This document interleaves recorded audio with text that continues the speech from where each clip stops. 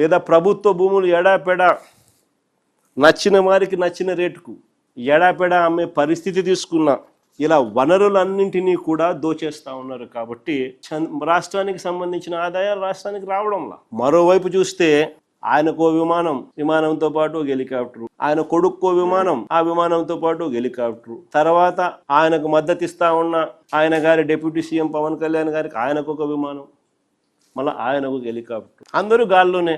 ముఖ్యమంత్రి గారు కొడుకు ఒక పూట విజయవాడలో ఉంటే మరో పూట హైదరాబాద్లో ఉంటాడు, ఇంకో పూట ఈ కొడుకు క్రికెట్ మ్యాచ్ కోసం పక్క దేశం వెళ్ళి కొలంబోలో మ్యాచ్ చూస్తాడు రాత్రికి, మరుసటి రోజు ఉదయం మళ్ళీ విజయవాడలో ఉంటాడు, మళ్ళీ ఆ సాయంత్రం విజయవాడ నుంచి ఢిల్లీకి పోతాడు. అంతే ప్రైవేట్ విమానాలే. దేశంలో బాధ్యతాయుతమైన పదవుల్లో ఉన్న వాళ్ళు ఇలా జల్సాలు చేసిన సంబరాలు ఎక్కడైనా ఉన్నాయా? ఇక రాష్ట్ర అప్పుల విషయంలోకి వస్తే మళ్ళీ అవే గోబెల్స్ ప్రచారాలు.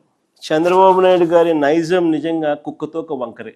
అంటే ఎన్నిసార్లు మనము చెప్పినా కూడా ఎందుకయ్యా అబద్ధాలు చెప్తావు, వాస్తవాలు ఇవి, ఇదిగో వాస్తవాలు అని మనం ఎన్నిసార్లు ప్రజెంటేషన్ ఇచ్చినా, ఎన్నిసార్లు మనం సాక్ష్యాలు ఆధారాలతో సహా చెప్పినప్పటికీ కూడా అవే గోబల్స్ ప్రచారాలు, అవే అబద్ధాలు రిపీటెడ్గా. కుక్కతోక కూడా ఎప్పుడైనా మీరు గమనించే ఉంటారు. దాన్ని కరెక్ట్ చేయడానికి నువ్వు ఇటు చేయండి, అది మళ్ళీ ఆయనకి వెళ్ళిపోతుంది. అందుకనే సామెత కూడా అంటారు కుక్కతోక వంకర అని. చంద్రబాబు నాయుడు గారి నైజం కూడా కరెక్ట్గా అంతే. మొన్నటి బడ్జెట్ ప్రసంగంలో కూడా ఏకంగా 9.74 లక్షల కోట్లు అప్పులు మేము మిగిల్చామంటారు బడ్జెట్ ప్రసంగంలో. వీళ్ళన్న మాటలు అసలు నిజాలేంటో తెలుస్తాయని, రాష్ట్రానికి సంబంధించిన అప్పులు ఎంతుంటాయో రాష్ట్ర ప్రజలకు ఎక్కడ తెలిసిపోతుందేమోనని ఏకంగా బడ్జెట్ పేపర్స్లో అప్పులకు సంబంధించిన టేబుల్ వాల్యూమ్ నెంబర్ 6 దీనికి సంబంధించిన టేబుల్ పూర్తిగా ఎత్తేసారు. మామూలుగా ఏ ప్రభుత్వానికైనా కూడా 5 బడ్జెట్లు ఉంటాయి, ప్రజలు ఏ ప్రభుత్వానికైనా ఇస్తారు. ఇన్ఫ్యాక్ట్ ఈ చంద్రబాబు నాయుడు గారి ప్రజా వ్యతిరేక వెన్నుపోటు కూటమి అధికారంలోకి వచ్చి ఇవాళ ప్రవేశపెట్టిన బడ్జెట్ 3వ బడ్జెట్. అంటే ఇక మిగిలి ఉండేది కేవలం 2 బడ్జెట్లు మాత్రమే మిగిలి ఉన్న నేపథ్యం. మరి ప్రవేశపెట్టిన ఈ 3 బడ్జెట్ల ద్వారా చంద్రబాబు నాయుడు గారు రాష్ట్రానికి కానీ ప్రజలకు కానీ ఏం చేశారు మంచి అని చెప్పి చూస్తే మంచి అనేది ఎక్కడా కనిపించదు, అంతా మోసమే కనిపిస్తుంది. ప్రజలను వరుసగా వెన్నుపోటు పొడుస్తూ వారిని వంచిస్తూ చంద్రబాబు నాయుడు గారు ప్రవేశపెట్టిన బడ్జెట్ ఈ 3వ బడ్జెట్. వరుసగా 3వ బడ్జెట్లోనూ చంద్రబాబు నాయుడు గారు తాను ఇస్తానన్న సూపర్ 6, సూపర్ 7 ఈ మేనిఫెస్టోల హామీలు పూర్తిగా గాలికి ఎగిరిపోయాయి.